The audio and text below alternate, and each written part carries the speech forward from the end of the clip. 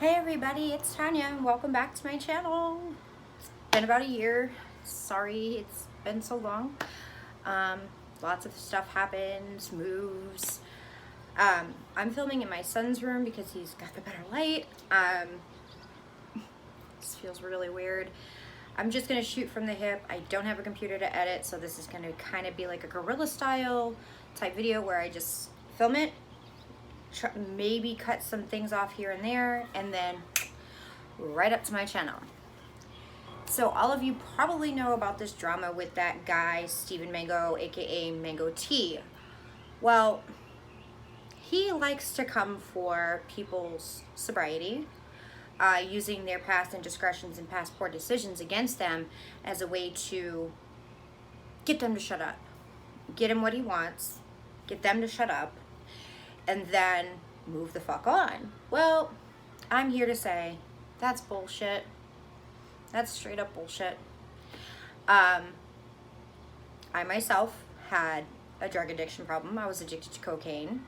Not for very long, but it was long enough. I've been clean and sober for 17 years. It'll be 18 years in October. So, not all addicts, Mr. Mango, if that's even your real last name, anyway, are liars, cheats, and thieves. You went after Tawny Michelle. She was telling her own story. You've been after Nick, Mr. Nick Snyder, who has been clean and sober for a while. You like to use people's indiscretions and weaknesses as a way to shut them up, and that's not okay. You are garbage. I watched your live stream. I have partially recorded of your live stream on YouNow. You're forgetting one thing. Nothing on the internet is ever gone. Nothing. So you want to sit here and use people's addictions, even if you will always be an addict, no matter what. You will always be an addict. It's whether or not you're active or you're sober. Addiction is a daily struggle. For most of us, we know what we're going to lose if we go back. We know what we're going to lose. We can't just try things halfway and be like, oh yeah, it was fun. Most addicts are type A personalities. They go in and they go hard. Go big or go home. So you're not going to sit here, Mango Tea, and trash people for when they were active users. You have big pharma and doctors who overprescribed opiates to now the point where people who actually need them, people with chronic illness, people who have chronic pain, can't get them. They're treated like addicts. Instead of the ones that, the ones that were and are abusing them, making them jump through hoops. You see, I have chronic pain. I know that I have a type A personality, so I have to take my prescriptions to the letter. So that way I get relief, but I'm not abusing them. So you can sit here and say, you can subscribe, you can unsubscribe. That's all on you. You are losing your own audience. You are the one who wants to sit there and trash people and put out slanderous comments like Nick, he's an active user. He's not. From one cocaine addict to another, I can tell if he was high. I could tell if he had been using within the past week. He hasn't. The white powdery substance. And then the greatest thing ever, you reach out to Nina Unrated. Let's let that sink in, people, because that's how I started, was with Nina Unrated.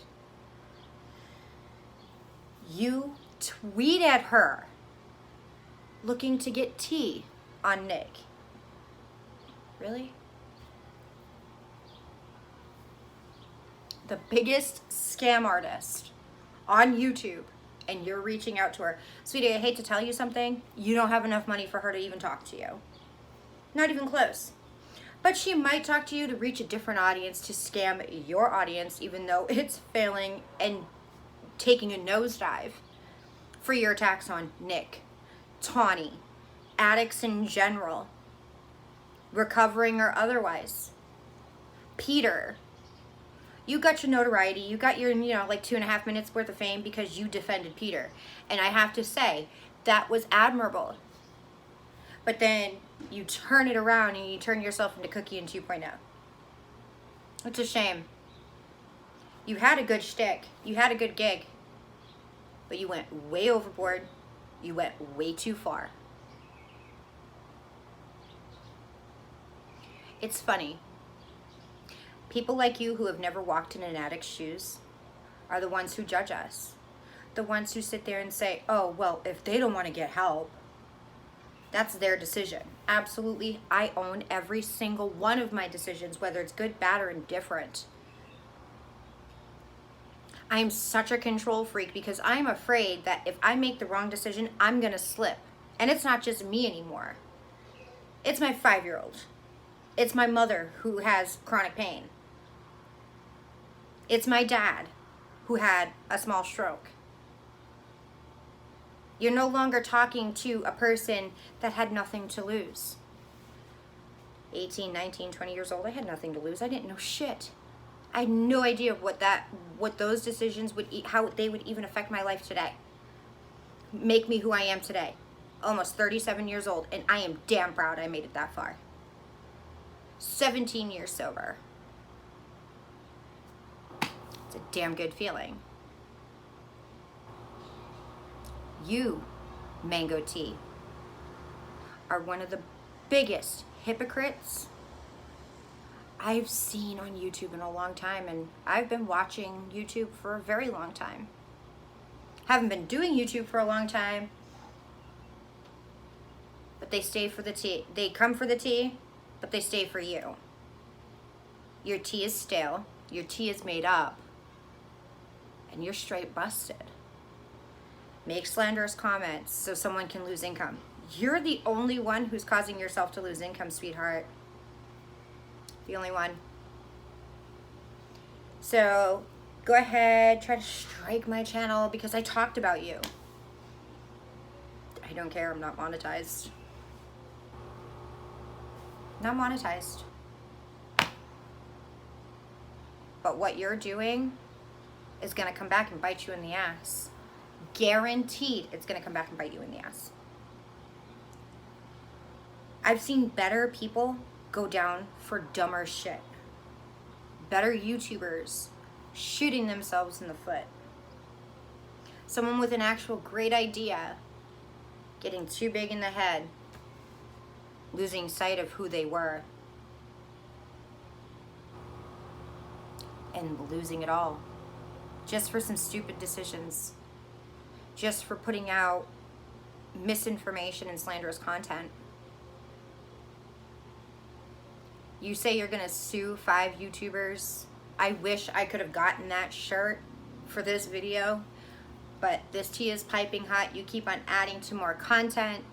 People are gonna start seeing who you are. Beauty Truth Sleuth. Girl, you owned him. You owned him, you owned him, you owned him. Period. End of discussion. You owned him. That was amazing. Amazing. Nick, Dilbert straight up. Tawny, I am so sorry that he delved into your story and took it away from you. Instead of you coming to terms with it and you going along your journey. If you want to hear more about my sobriety, what I did, what I didn't do, leave a comment down below. If you are subscribed to Mango Tea, could you please let me know why you're still subscribed at this point? And if you've unsubscribed, good for you. I know I did. I'm not here to tell you to subscribe, unsubscribe. That's not me. I don't care if you want to subscribe to him just to see him, be a jackass. But addicts, especially recovering addicts, need that support. They need that camaraderie. We need to know that it's okay to tell our story. That it's okay to have made a mistake, but rectified that mistake, went to rehab, did what they had to do to get their lives better. Not to have some stranger that doesn't know their story, that doesn't know who they are, judge them, put them down. And when someone reaches out and says, I've lost a family member because they were an addict, and you're just disgusting. It's so gross. There is no other word for it. So go ahead, Mango T, Stephen Mango. Weak ass hairline, as Nick said. Beauty Truth Sleuth saying, you're cookie in 2.0. It's too damn bad. You had a really, really great shtick. You had a really good thing going for you, and you killed yourself. You killed your own YouTube career. How does it feel? I took myself out of the game for reasons that most people do know that aren't on YouTube. The ones that follow me on Periscope and Twitter, you all know why I left. And maybe one day I will get into that story once I'm comfortable with it and once I've really truly come to terms with it. But everybody knows I've squashed 99% of my beef with everybody. I've apologized for my mistakes. I've owned my mistakes. Your half-assed apology to Tawny Michelle on her You Now stream was disgusting. It was an insult to everybody's intelligence because you went right back to doing what you were doing. What is it with people not learning their lessons? What is it with people? Why could they not just say, you know what, I'm sorry, I screwed up, I fucked up, I'm sorry, I won't do it again, I will try to be better. But people can't do that. And it's sad. A recovering addict has no problem owning their shit, being apologetic for it, and trying to be better from it.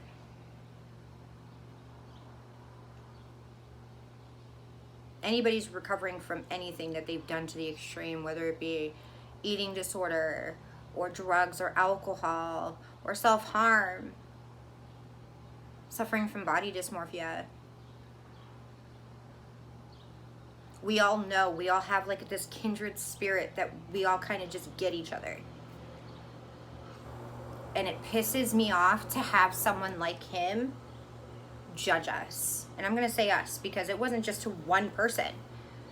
He had someone in his chat sit there and say, all addicts are liars, cheats, and thieves. And he was like, yep, they are. So you're going to co-sign to that bullshit? With your Narcanon bullshit from Scientology? That's another thing. That's another thing. Your Scientology? Really? You think you were up on the same part of the bridge as Tom Cruise? So you're telling me you couldn't afford your own damn camera, but you spent millions of dollars of Scientology, but you've actually actively said that you only spent $50,000, allegedly? That's not the same level as Tom Cruise. That's not even the same level as Leah Remini. You might have been a parishioner at the Scientology Celebrity Center, but I doubt you were rubbing elbows with John Travolta, his wife, Tom Cruise. I doubt it. I severely doubt it. And if you were that fearful of your life, why did you go to Sea Org in Clearwater and take a picture in front of it?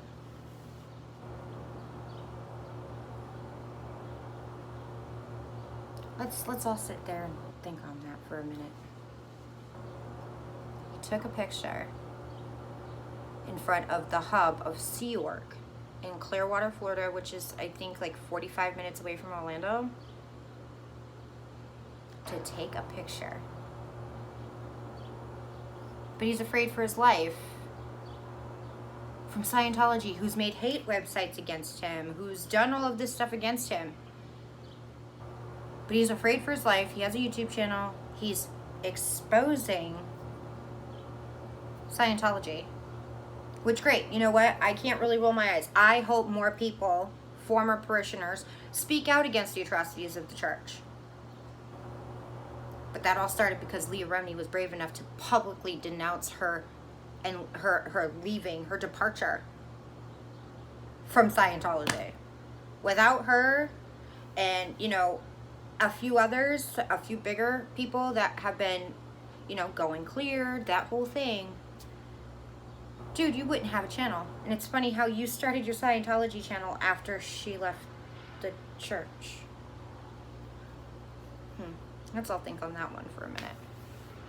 Get back to being, you know, addicts being liars, cheats, and thieves. I did some really disgusting things when I was an addict. Things that I'm not proud of at all. In fact, it hurts my heart to know the things that I did. But I've grown from it. As an addict, you always lie. So the liars part, yeah, okay, I get that. I never cheated anybody. And I definitely never stole anything from anybody to support my own habit. Never once. Some people are that out of control where they do steal. And if and when they get clean and they stay clean,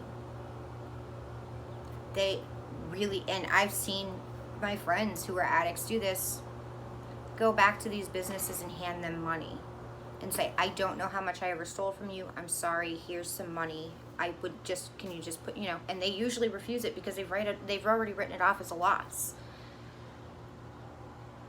But that's how they have to make amends, especially in the 12-step program. Steve, you have no clue. You have no idea what it's like to have to face what you've done to your friends, to your family, and much more importantly, look yourself in the mirror every day and know the decisions that you made. That drastically changed my life. I am so happy I am where I am right now. But 17 years ago, 15 years ago, I wasn't so sure. There's been times in my life recently that I've wanted to use. Did I? No. But what you have said about addicts, especially newly recovering addicts, could send someone over the edge. Well, if they think I'm all like this, I might as well be like that. They're not strong enough to sit there and say, fuck you, Steve. Fuck you, Mango Tea. You have no clue. You have no idea. And don't you dare presume that you know my story, Tawny Michelle's story, Nick's story, Peter's story, even though he's put it out there publicly for public consumption. Don't you dare presume to know what it's like to be a recovering addict. Whether it's 7 days, 7 minutes, 7 seconds. It's minute by minute, hour by hour, day by day. You will never want to not use, but you are given the tools to overcome that craving and how to deal with it. So I hope for you, Steve, that you get a clue. Until next time, folks, subscribe and hit that bell. We all know how that's like. I hope to see you all soon. Bye.